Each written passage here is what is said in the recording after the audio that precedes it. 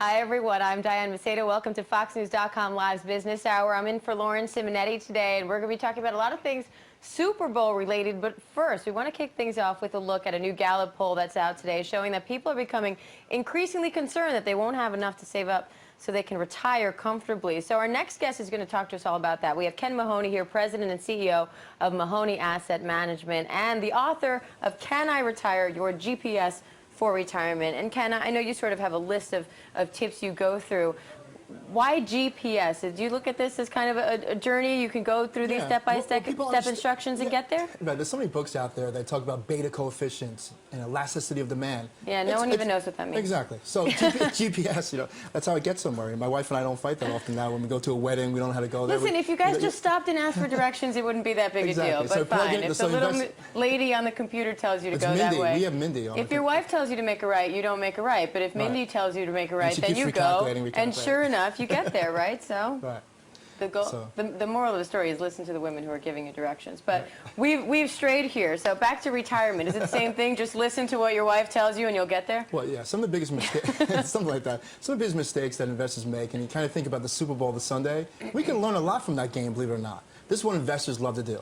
They love to go up to the 20-yard line, take the snap, drop back, and throw a Hail Mary. You see those Hail Marys? They never work. People drop them. Hey, I went to Boston College. Hail Marys do work Doug sometimes. Flutie worked. Okay, okay, so sometimes it worked. Doug Flutie did for you, right? That's great.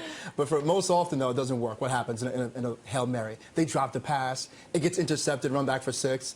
And the investors then say, gee, that bomb represents going for a big gain, like a technology stock, or well, it's all risk or a penny reward, stock. right? If people want these big gains, but in order to get them, you take a big risk, which means chances are you're going to lose. Right, but here's the problem, though. After they do that, investors say, I don't want to invest anymore. I don't want to save anymore because I got burned. But that's not investing, it's speculating. This is what they should do. Get to the 20-yard line. Think like Joe Montana. Remember Joe Montana back in the 49ers? He was surgical. He was methodical.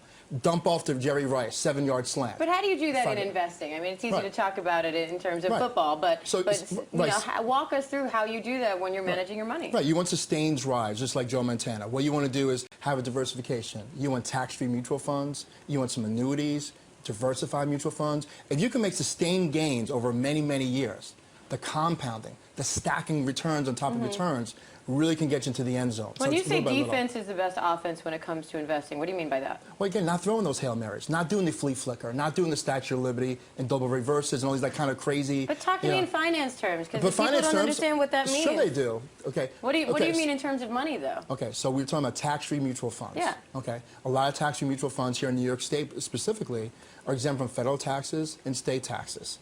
Okay, right now, last year they returned almost 10%. Okay, we don't know what they're going to return this year. But that's one way to kind of get like a 5–6% gain, little by little marching down the field.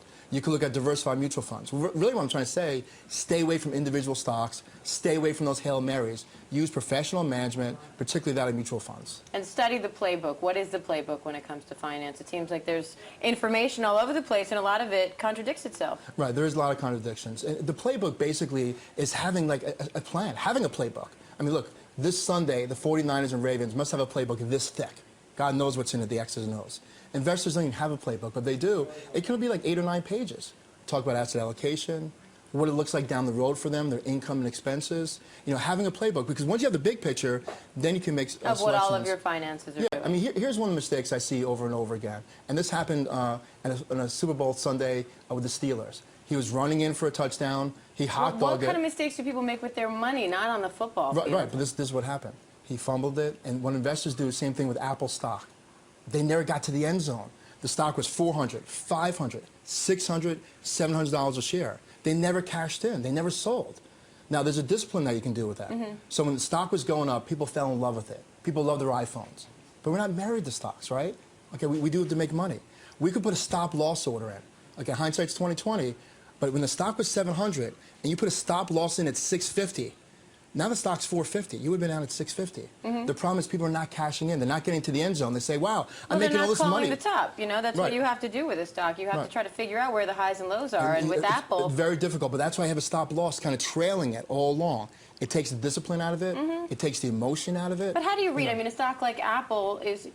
everybody first thought when Jobs was gone that was going to be the end. You were going to see the stock tanking. It didn't happen. Then when they came out with some of the newer devices that were in really new. They were sort of Right. upgrades. Well, that's going to tank the stock. And then actually those devices did pretty well. Right. So, I mean, it's how does an investor do their homework to be able to read a stock like that a lot of times the movement of the stock is counterintuitive to what people would think? No doubt, it's very difficult.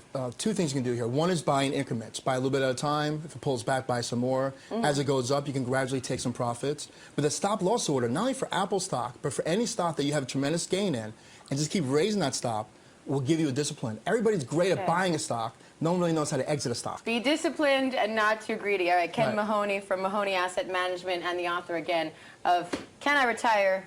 Your GPS for Retirement. We have your website up there. Ken, thanks so much for being on. It's great to talk to you. Great to talk to you also. Thanks. I want to retire. We're taking a break right now.